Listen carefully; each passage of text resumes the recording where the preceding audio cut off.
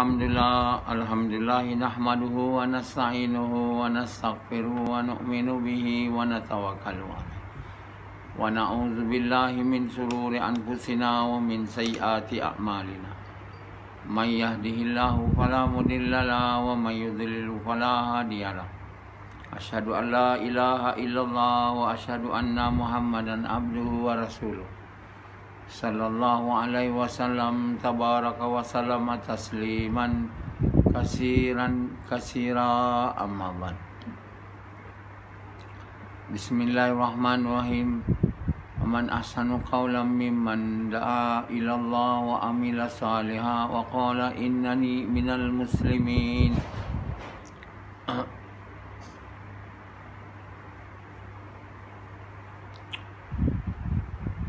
Tuan-tuan, bapa-bapa sekalian, Allah Subhanahu Wa Taala beri kita agama, dan agama tu untuk datang agama tu dalam diri kita nak buat kerja. Dia tak boleh agama tu datang dengan kita baca je, kita dengar ceramah je. Dia datang. Agama tu datang bila kita buat kerja. Namanya kerja agama lah. Jadi ni tak dipaham. Untuk agama datang dalam hidup kita kena buat kerja. Ini tak faham. Umum orang faham nak agama datang dengan ceramah dan baca buku. Bila kita baca buku, dengar ceramah, kita dapat bawa agama. Ini sangat salah, sangat tak betul. Dan agama takkan datang. Baca buku, belajar, dengar ceramah. Maksudnya, apa yang kita dengar, yang kita baca tu takkan jadi kehidupan kita. Kita takkan dapat amal. Melainkan kita buat kerja. Itu yang orang tak tahu kerja tu. Jadi yang ada dengar ceramah, majlis ilmu, ada himpunan ceramah 3 hari ceramah. Yang lain pula baca buku. Yang malas baca buku dengan ceramah, berharap bahawa penceramah tu boleh bagi semua lah. Macam Rashidi, dia tak suka baca buku. Dia nak dapat agama dengan ceramah, senang aja. Dengan ceramah main-main pula. Banyaklah istimak dia punya. Dia tak boleh tak pergi ceramah lah. Itulah yang dipaham oleh orang Jemaah Tabligh. Nak dapat agama ni dengan ceramah, dan dipaham oleh banyak orang yang suka majlis ilmu. Dan setengah orang dia nak dapat agama dengan baca. Kedua-duanya agama tak akan datang selagi kita tak buat kerja tu, yang mana melalui itu kita dapat agama. Sebab itu hari ni orang tak ada agama, walaupun banyak dengar ceramah, banyak baca buku agama, tapi yang dia baca, yang dia dengar tak dapat dihayati dalam amalan dia, dalam diri dia. Macam Sufyan, banyak dengar ceramah, itu jadi nak baca dia tak mau. Tapi dia tak dapat menghayati agama sebab tak buat kerja. Orang panggil tu kerja agama, orang tabligh lah. Tapi apa kerja agama dia tak tahu. Kerja itulah yang Allah bagi tahu. Kuntum khaira ummatin ukhrijat linnas. Kamu orang mengucap kalimah ni dihantar untuk seluruh manusia, bukan untuk dengar ceramah atau baca buku, untuk buat kerja. Dihantar. Kita ni takkan dihantar kalau bukan untuk buat kerja. Jadi kita yang dah mengucap ni, kita kena buat kerja tu. Kerja tu kita tak mau buat, tak nak buat. Dengar ceramah boleh, baca buku boleh juga untuk saya fikir minat lah. Sengaja tak nak minat. Baca Quran, Rashidi tak minat. Apa lagi buku lain. Sufyan sama, nak dengar ceramah. So senang kan. Kalau dengar ceramah ni hidung buka, mata tutup, tidur. Tak dengar ceramah. Atau sibuk je dengan tunduk pandangan, semua tidur. Sama ada dia tidur atau tidak, dua-dua tak boleh bawa agama. Kalau dua-dua tak bawa kerja yang Allah beri pada kita. Jadi kerja kita yang sebenarnya kan, bukan nak majukan dunia ni.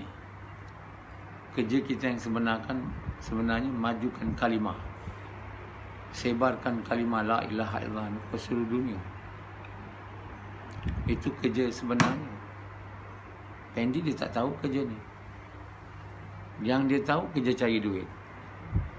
Dulu dia buat marketing, lepas tu dia jadi jaga, sekarang dia jadi Grabs. Itu je lah. Dan dia sibuk dengan kerja tu. Kerja tu bukan boleh dapat dia menghayati agama, kerja tu. Dia dapat duit. Tak. Lain dia dengar ceramah. Kerja tak nak buat. Kalau buat tak mampu. Baru sekarang dia tahu dia ada kerja. Kerja yang sebenar. Yang ini umat ni tak faham. Tak faham langsung. Bukan baru sekarang tak faham. Dari dulu lagi tak faham. Sebenarnya kita ada kerja. Kerja kena dibuat. Itulah kerja kita. Yang utama. Iaitu mengajak manusia kepada Allah. Mengajak manusia mengucapkan kalimah ni. Kepada yang belum mengucapkan kalimah. Inilah kerja yang sebenar. Jadi kerana tak buat kerja ni, umat Islam dah rosak. Seluruh dunia rosak. Jadi setengah orang berpendapat kita jangan buat kerja tu dulu. Kena baiki orang Islam ni. Macam dia pula boleh baiki orang Islam. Orang Islam ni mana boleh dibaiki oleh ulama'. Konon ulama'-ulama' ni berfikiran dia orang ulama', dia orang boleh betulkan orang Islam. So kita betulkan dulu. Berapa ramai kamu yang nak buat usaha nak betulkan semua orang Islam? Kerja betulkan orang Islam kan kerja kamu, kerja Allah. Jadi pahaman bahawa kita kena betulkan dua orang Islam, pahaman syirik. Pahaman syirik makna pahaman kita berkuasa nak membetulkan orang Islam. Jadi caranya kita suruh dia masuk hospital 4 bulan. 40 hari. Masuk hospital tu masuk masjid. Dengan amal masjid yang tak betul. Iaitu dengan ceramah. Dan memberi ceramah. Inilah kerja jemaah tabligh yang gagal untuk melahirkan orang yang beragama. Rupa agama ada. Berserban itu semua. Miswak. Macam Rashidi dulu. Rupa agama. Dia balik dari 4 bulan, berserban, bertasbih. Serban dia besar, dengan kain lagi. Kasut dia. Dia balik dengan rasa beragama, full sunnah. Pakaian dia lah. Dia full sunnah tu, berpakaian. Dia nak tunjuk kat dia, inilah hasil 4 bulan tu. Saya kat India, Pakistan sibuk kat bazar cari jubah. Cari jubah, cari tu semua. Nak dipakai. Nak balik ni, mau ada gaya sikit. Jadi, rupa lama-lama rupa tu menilang. Disangkanya agama tak. Rupa agama. Rupa pakaian lah. Masya Allah. Share. Samad begitu juga. Balik 4 bulan.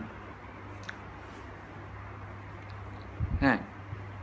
Yang hanya dia tak boleh tutup muka dia tu. Muka tak beragama, tak tutup. Masih pudar lagi. Yang lain semua tukar. Itu dia tak boleh tutup. Rashidi dia punya muka tak boleh tutup. Keluarlah berapa banyak. Muka tak boleh tutup. Muka ni tak boleh buat tipu orang kita ada agama. Kita boleh tahu muka tu muka bukan agama. Orang yang takwa lah tahu. Ini semua muka penipu, bercelak bersemua ni. Muka penipu, macam Yasin, macam menipu. Orang yang tahu agama, dia boleh nampak cahaya tu. Sebab itu di akhirat nanti, muka tu yang beritahu. Muka bercahaya dan tangan kanan dia bercahaya. Dengan cahaya tu dia masuk syurga. Yang hipokrit tak ada cahaya, dan dia minta dengan yang beriman, beramal soleh cahaya. Orang beriman soleh tak nak kasih. Jadi yang muka tu tak boleh ditipu. Jadi kalau kita nak tengok orang tu beragama, jangan tengok dengan pakaian dia. Pakaian ni boleh ditipu, boleh ditukar. Tapi boleh tengok muka dia. Dan jangan tengok hitam lebam dekat kepala dia. Tapi cahaya tu yang kalau kamu nampak lah.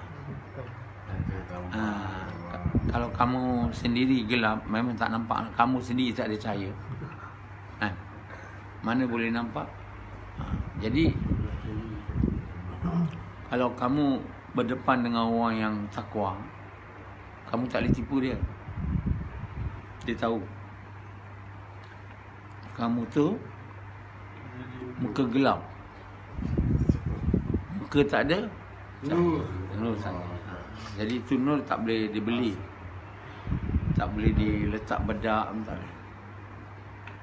Dia tetap pudar macam muka Sufyan, muka pudar. Jadi kalau tengok saya tu macam muka muka Pendis kan pudar. Pudar juga. Pudar. Kan? Cahaya tu dari hati. Hati tu dari iman. Hati tu maknanya dari kepercayaan, iman. Kalau iman tu kuat, dia bercahaya. Cahaya kan? Kita boleh kata iman tu roh lah.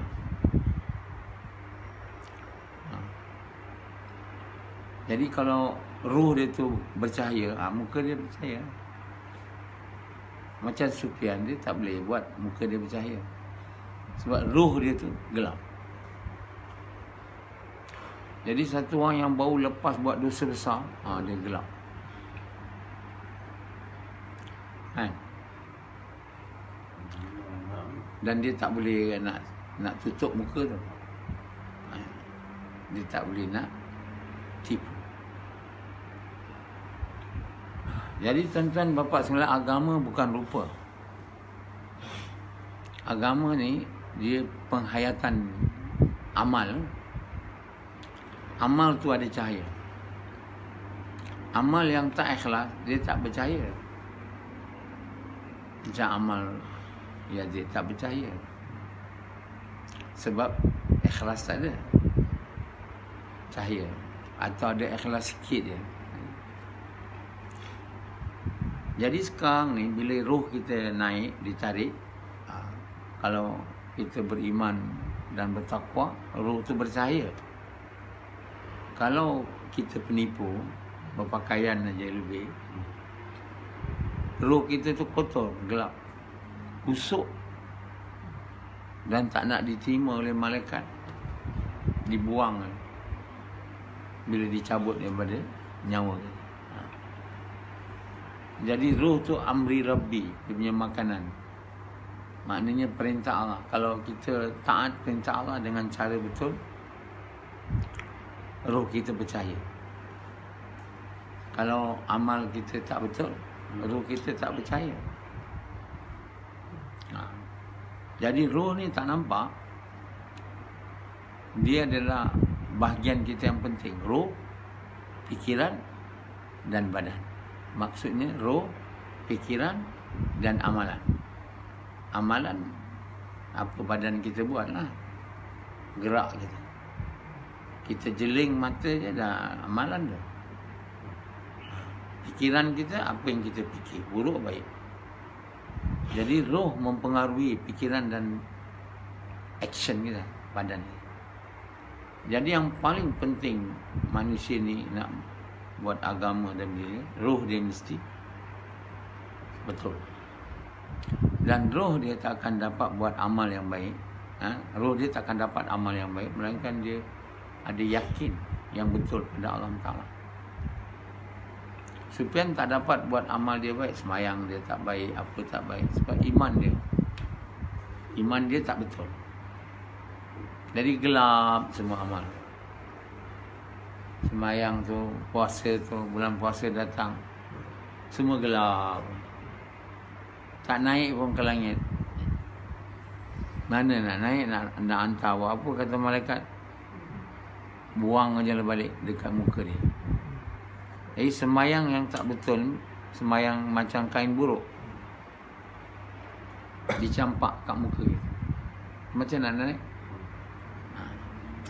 Kenapa semayang kita buruk, puasa kita buruk? Sebab dia tak dibuat dengan cara Nabi, dengan niat nak suka Allah. Kenapa? Sebab iman tak cukup. Iman yang ada atau tak ada memanglah.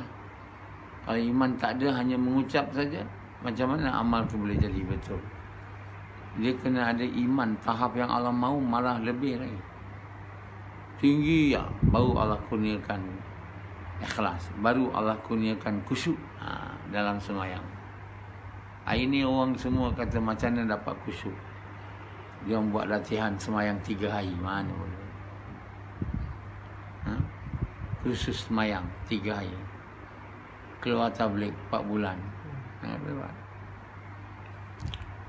Nak dikurniakan kita dengan khusyuk semayang ni, kita kena ada iman, bukan tahap Allah mahu tu, tinggi lagi, sangat tinggi. Tapi kita tak dapat, maka kita tak dikurniakan tu. Kita dikurniakan ihsan, ihtisab. Ihsan merasai alam lihat dia, atau merasai yakin dengan janji Allah. Dua ni menyebabkan kita dapat khusyuk dalam sembahyang. Khusyuk juga ditafsir sebagai ihtisab dan ihsan, atau concentration and devotion, bahasa putih. So ini akan dikurniakan, bukan dapat dengan banyak buat sembahyang. Dengan banyak buat sembahyang takkan ada. Dikurniakan bila yakin kita pada Allah. Syirik yang ada pada kita makin hilang. Kalau kita ada syirik, tak dikurniakan, tak dihadiahkan benda-benda yang baik, kan? Malah kita diberi syaitan sebagai kawan. Syaitan jadi berkuasa atas kita. Macam mana banyak kita baca kitab, dengar ceramah, syaitan jadi kawan kita. Sebab yakin kita pada Allah tak betul, kita orang musyrik. Jadi bila kita mempersekutukan Allah dengan yang lain, Allah takkan bagi kita, Allah takkan hargai kita, Allah takkan bagi nilai pada amal kita, dan Allah takkan pelihara kita. Malah Allah serahkan kita pada iblis, syaitan, untuk berkuasa atas kita. Kita sebenarnya sepatutnya boleh mengingat Allah dalam semayang, tapi tak boleh. Kenapa? Musuh kita, yang kawan kita, tapi dia musuh kita. Dia duduk dalam semayang tu terus menerus mengganggu kita. Macam Sufyan, ada ingat Allah dalam semayang. Sebab syaitan kawan dia. Siapa yang syaitan kawan dia, dia tak mungkin dapat khusyuk dalam semayang. Dia bersemayanglah 20 tahun, bersemayanglah 60 tahun, dia takkan dapat. Jadi syirik ni, iaitu percaya selain Allah berkuasa. Dia agama tak boleh datang pada. Satu orang yang syirik, agama tak boleh. Dia tak boleh menghayati agama. Walaupun dia dengar ceramah banyak, walaupun dia baca kitab banyak, dia tak boleh. Jadi yang belajar agama, madrasah, semua ni penipuan. Penipuan kepada manusia oleh musuh kita. Dia kata nak dapat agama, belajar agama. Nak belajar agama, baca dan dengar. Masuk madrasah 5 tahun, 8 tahun. Ini semua penipuan. Orang yang belajar madrasah, dia takkan setuju dengan saya. Dia kata inilah cara nak dapat agama. Saya nak bagi tahu. Saya nak bagi tahu mana kamu dapat bahawa nak dapat agama ni belajar. Mana kamu dapat? Kalau dapat belajar cara macam kamu masuk madrasah, Nabi tentu dah masuk madrasah. Dia mesti 8 tahun, 10 tahun dalam madrasah. Siapa pula yang nak mengajar dia? Dia Nabi masuk madrasah pula. Tak ada Nabi-Nabi masuk madrasah. Tapi yang paling beragama Nabi. Yang paling beragama Nabi. Dia tak masuk madrasah. Macam mana kamu nak verify, nak sahkan teori kamu tu bahawa nak dapat agama, belajar agama masuk madrasah? Sebenarnya itu tipu daya syaitan, iblis. Maka kita buat madrasah, buat tahfiz Quran, tahfiz dan alim, dan kita minta semua orang Islam hantar anak-anak dia belajar hafiz dan alim. Kerana kepercayaan kita bahawa agama datang dengan banyak dengar dan banyak baca tentang agama. Tapi apa yang kita dapat hanya pakaian. Dan banyak ustaz-ustaz sekarang pakaian pun dia dah tak pakai dah. Bila dia masuk politik, dia pun dah bertukar. Dulu dia sebelum ada kuasa, ada juga dia pakai baju Melayu, topi sikit. Sekarang itu pun semua dah tak ada. Dia dah makin mirip kepada cara orang dunia, orang yang belajar dunia. Dia dah tak nak rupa lagi macam agama bertopi ni dan tarik topi ni. Senang aja. Jadi agama ni bukan pakaian, rupa. Agama penghayatan amal. Dan agama tu, amal tu dengan ikhlas. Bukan agama yang amal tak ikhlas, tak ada. Sebab itu diibaratkan agama ni macam pokok. Pokok tu tinggi dan berdahan, daun, berbuah. Bila tunjang dia dalam, tunjang itulah asas agama. Asas agama tu kalimah la ilaha illallah masuk ke dalam kepercayaan kita sangat tinggi. Namun kita percaya tiada Tuhan melainkan Allah, Muhammad itu bersama Allah. Dia punya tahap percaya tu sangat tinggi. Umpama akar yang menjunam sangat dalam. Hasilnya pokok yang tinggi, buah yang manis, daun yang baik. Tapi kalau iman dia tak ada, akar dia tak menjunjang ke bumi, pokok dia tak naik pun, mendatar je. Itulah umpama agama tak betul. Agama ada amalan tapi tak ada ikhlas, tak ada khusyuk. Jadi nak dapat iman tu lah, kalimah tu menunjang, dia kena ada kerja. Kerja itulah kerja yang dikatakan oleh Allah, kamu dihantar kepada seluruh manusia. Untuk apa? Mengajak manusia kepada kebaikan, mencegah kemungkaran. Kerja tu dengan pengorbanan harta diri kamu, dengan cara Muhammad SAW, dengan niat nak bawa Allah suka. Jadi kerja kita yang paling utama, yang kita tak boleh tinggalkan kalau kita mahu agama, iaitu untuk dapat asas tu, asas agama. Asas agama ialah kalimah yang Nabi tawarkan pada pamannya Abu Talib, dan dia menolak. Kalimah itulah la ilaha illallah Muhammad Rasulullah. Dia jadi asas sejauh mana dia dalam menunjang di kepercayaan kita.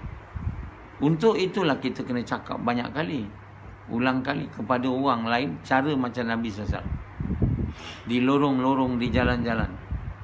Pada yang belum Islam, kita mengajak dia mengucap kalimah ni.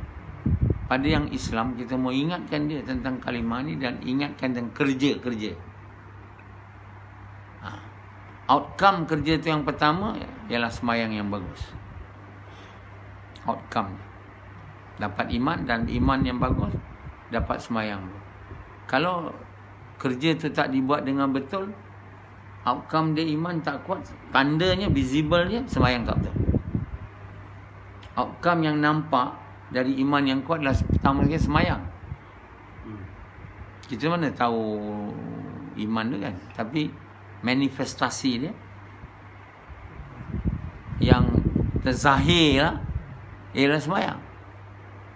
Semayang tak betul, macam semayang Yazid, maknanya iman tetap betul. Iman outcome dia, tapi invisible, yang tak nampak. Yang nampak adalah semayang. Kalau satu orang tu tak semayang langsung, memanglah hampir macam tak ada iman lah. Yang semayang pun tak betul pun iman tak ada. Macam Rasidi, Yazid kan, Samad, dia tak dapat semayang khusyuk lagi. Jadi sebab pekerja tu tadi, kerja melalui mana kita dapat asas agama. Kalimah la ilaha illallah Muhammad Rasulullah tu menunjang dalam hati, dalam kepercayaan. Sebab itu Allah bagi tahu ta'muruna bil ma'ruf wa tanhauna 'anil munkar. Kita dapat outcome hasil dia, wa tu'minuna billah, beriman kepada Allah tu, ayat tu. Kenapa dia ditulis di ayat-ayat ta'muruna bil ma'ruf wa tanhauna 'anil munkar wa tu'minuna billah? Kerana outcome dia ialah iman. Keberhasilan dia outcome. Dan yang itu yang tak zahirnya. Yang zahirnya pertama semayang. Jadi kalau satu orang tak semayang langsung, memanglah nomor sah lah dia tu, iman tak ada. Orang masuk Islam, kalau semayang tak betul, itu kita nampak macam Sufyan. Tapi Yazid semayang nampak betul, berjemaah semua kan, tapi tak betul juga dia punya hakikatnya. Itu kerana outcome invisible tu tak kuat. Jadi kita boleh semayang banyak, tapi dia punya asas tu tadi tak menunjang di kepercayaan kita, kita takkan dikurniakan salat yang betul. Jadi tak guna kita semayang tahajud 13 rakaat. Tanya Pendi, berapa rakaat kau semayang tahajud? 13. Tapi dia semayang tahajud 13 yang rupa tak ada. Sebab asas dia tadi tak kuat. Outcome yang pertama sekali, iman tadi tak kuat. Jadi dia semayang 13 tahajud, hampir macam tak ada nilai lah. Tak diterima punya amalan. Jadi bila tak terima, semayang tu tak boleh menyebabkan iman kuat. Jadi orang yang iman kuat, semayang dia diterima, semua amalan dia diterima, dia terhindar dari dosa. Dia punya iman terus naik aja, tanda dia. Maknanya dia berjalan lurus. Iman, amal hari ini lebih baik dari semalam, besok lebih baik pada hari ini. Itu sebab kita doa tu. Jadi kalau kita berada di jalan lurus, ini dia punya outcome. Iman, amal hari ini lebih baik dari semalam, besok lebih baik pada hari ini. Kalau itu kita tak dapat, kejap naik, kejap turun, besok naik, besok turun, naik. Kita tidak lagi betul-betul di tengah jalan lurus. Kita masih tergoda dengan banyak perkara. Kerana itu kerja tu tak dibuat betul-betul. Kerja tu yang penting tu.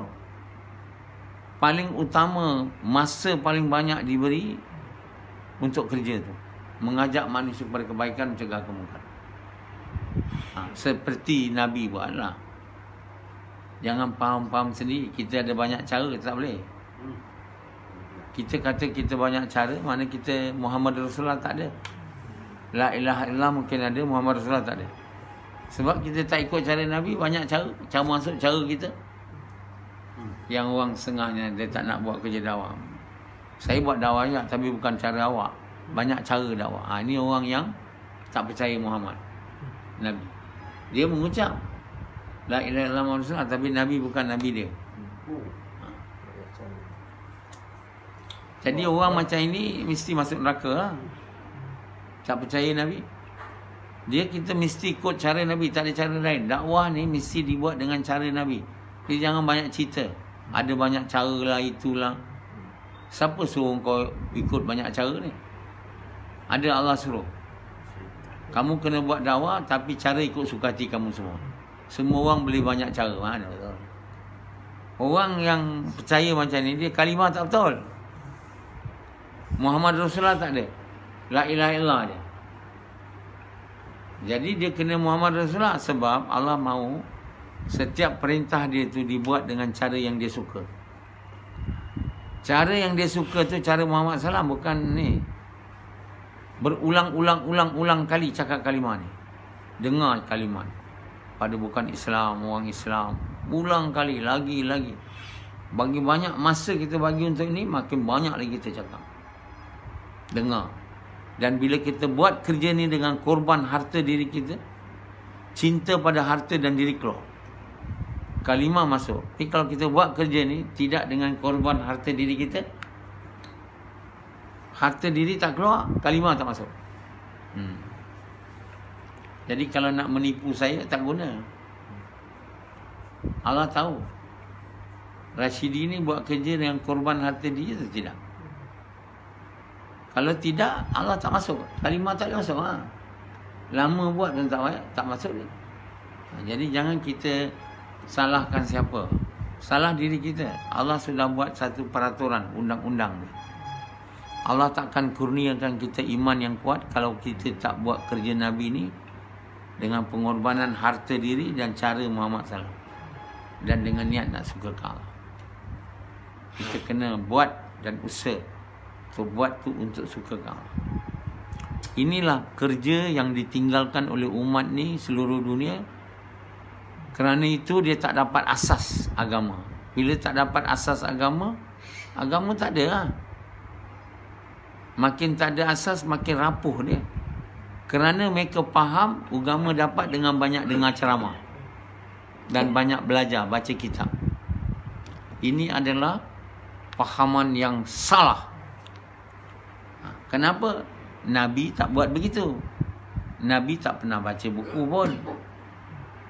Kalaulah untuk dapat agama baca buku banyak, tentulah Nabi disuruh baca buku dan duduk dengar malaikat Jibril asyik berceramah. Tak macam tu. Jadi kita boleh dapat agama dengan tak ada madrasah. Madrasah kita adalah amalan masjid, amalan Nabi SAW yang Nabi tunjuk kat masjid, iaitu dakwah nombor 1. Kemudian ibadah, kemudian taklim, kemudian khidmat. Itulah 4 amal masjid. Kalau duduk madrasah je dengan tak ada amal masjid, asyik buka kitab dengan ceramah je, mana boleh agama, asas agama dah. Sebab itu hari ni banyak madrasah pun agama tak ada. Banyak madrasah di Indonesia. Besar-besar. Selain daripada untuk bagi gaji pada ustaz tu, lain tak ada guna dia. Dia untuk memenuhi career ustaz, memenuhi employment, kerja. Itu aja. Buat madrasah ni untuk menampung pekerjaan, peluang pekerjaan. Kalau tidak, tak ada. Dia tidak boleh jadi asbab agama datang. Asas agama ni takkan datang. Sebab kerja tu tak buat. Kerja tu kena dibuat dari masjid. Dari masjid kita kena bentuk jemaah. Untuk pergi buat kerja tu di lorong-lorong, di jalan-jalan, di tempatan kita. Dari masjid juga kita. Dan untuk itu kita kena bagi masa di tempatan kita. Kita kena bagi masa di bandar, di negara, di seluruh dunia. Dia punya kerja sama je. Rumah ke rumah, orang ke orang, lorong ke lorong. Mencegah mungkar. Yang belum Islam mungkarnya tak mau mengucap, dia ajak mengucap. Mungkar yang besar orang Islam yang dah mengucap buat, dia tak buat kerja dakwah. Kerja ta'murun nabi ma'ruf, kerja tu yang diajak. Bukan diajak keluar. Ajak keluar tak buat kerja, apa nak jadi? Jadi jalan-jalan lah. Jadi semua jemaah-jemaah tabligh yang hantar jemaah 4 bulan 6 negara jauh, kerja tak buat. Dia orang tu turis. Dia orang tu hanyalah turis, bahasa Melayu apa? Pelancong. Bila pelancong, bawa bini, masturat jemaah. Jadi ini semua kerja yang ditipu. Yang sebenarnya kita keluar ni untuk kerja tu. Kerja yang Allah hantar kita. Kita hidup kat dunia ni untuk kerja tu. Hidup kat dunia ni tak ada nilai kalau kerja tu tak dibuat. Tak ada guna dan tak ada faedah. Seluruh dunia saya minta supaya kerja ni dihidupkan. Kalau kamu tak mau, kamu takkan dapat agama. Dan bila tak dapat agama, takkan dapat masuk syurga. Selamat di neraka. Kerja itulah yang menjadi tujuan kita adalah untuk dapat Allah. Tapi kita tak dapat Allah kalau syirik itu tak hilang kan. Nak dapat Allah, syirik mau hilang completely. Agama mau betul, baru Allah sayang kita. Matlamat kita nak dapat Allah, tapi jalan dia, jalan nak mencapai matlamat tu takkan tak ada jalan pula. Jalan dia kerja ni lah. Jadi kerja kita utama. Qul hazihi sabili. Katakanlah Muhammad, ini jalanku. Jalan untuk apa? Untuk dapat Allah sebagai kasih. Jalannya apa? Mengajak manusia kepada Allah. Jadi jaga jalan dia. Buat Grab. Bukan buat Grab. Jalannya buat kerja ni. Masa tak ada dah nak mati dah. Kawan saya Profesor Dr. Khalid, Head of Medical Faculty UKM dulu, UiTM, UCSI, jadi Rector, jadi VC, Vice Chancellor UCSI. UCSI pun naik nama, ranking tinggi among private hospital, private university. Kerja kuat, tapi mati juga. Semalam meninggal. Wajin kerja. Kemana pergi? Ke kubur juga. Kat situ juga pergi. Kat kubur apa nak bawa? Mesti membawa iman dan amal. Tidak, kita akan gagal. Kalau kehidupan kita tidak ada guna dan faedahnya. Okey.